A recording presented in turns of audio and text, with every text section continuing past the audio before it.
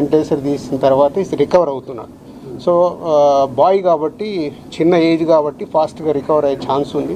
God grace ventilator తీసిన తర్వాత కూడా రికవరీ కనిపిస్తుంది కాబట్టి డెఫినెట్గా తొందరలోనే కోలుకుంటారు. ఈ ఎపిసోడ్కి ఇంకా తెరబడట్లేదు సార్ మీరు వచ్చినందుకు చూద్దాం. అంటే ఎపిసోడ్ జరుగుతుంది, దేనికి ఎలా మలుపులు తిరుగుతుందో మన అందరికి తెలుసు. అన్ని రెండు రకాలుగా ఇటు ఇండస్ట్రీలో జరుగుతుంది కానీ అటు గవర్నమెంట్ సైడ్ కానీ రెస్పాన్సిబిలిటీ తీసుకొని అన్ని తొందరలోనే సమసిపోయేలాగా రూట్ వేస్తుంది.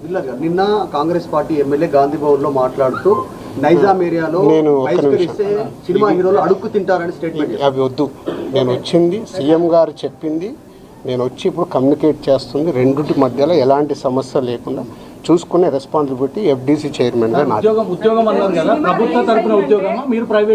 ప్రైవేట్గా ముందు ఫిలిం ఇండస్ట్రీ నుంచి నేను చేయాల్సింది ఏంటంటే నేను నిర్ణయం తీసుకుంటున్నాను. సీఎం గారికి కూడా చెప్పాను. రేపు అక్కడి నుంచి గవర్నమెంట్ నుంచి ఏమొస్తుందని మనం చూద్దాం. ఒక సినిమా రిలీజ్ అయిందంటే ఖచ్చితంగా అభిమానుల దగ్గరికి వచ్చి పలకరించడం, సినిమా గురించి అభిమానులతో కలిసి చూడడం అనేది ఆనవాయితీగా వస్తుంది. ఇప్పుడు అవన్నీ లేవని చెప్తూ ఉన్నారు. దీని గురించి మీ రియాక్షన్ ఏంటి? అట్ ది సేమ్ టైం కాదమ్మా, ఒక్క నిమిషం, ఇలాంటివి జరగడము దురదృష్టం. ఎన్నో సినిమాలు రిలీజ్ అవుతాయి, మరి ఎప్పుడు జరగవు కదా. అప్పుడప్పుడు ఎవరు కావాలని చెయ్యరు, సిచ్యువేషన్ వల్ల జరిగిన ఇన్సిడెంట్ ఇది. ఎవరైనా కావాలని చేస్తారా? ఇప్పుడు వాళ్ళు కూడా ఆనందంగా కుటుంబంతో అక్కడ చూద్దామని వచ్చారు. దిల్సుఖ్ నగర్ నుంచి సంధ్యా థియేటర్కి వచ్చారు అంటే వాళ్ళకు ఒక ఆనందం పొందటానికే వస్తారు. దురదృష్టం ఇలాంటి సంఘటన జరగడం. ఇలాంటి సంఘటన చెయ్యాలని ఎవరు చేయరు.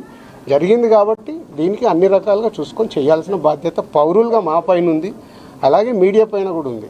మనందరికీ రెస్పాన్సిబిలిటీ ఉంది.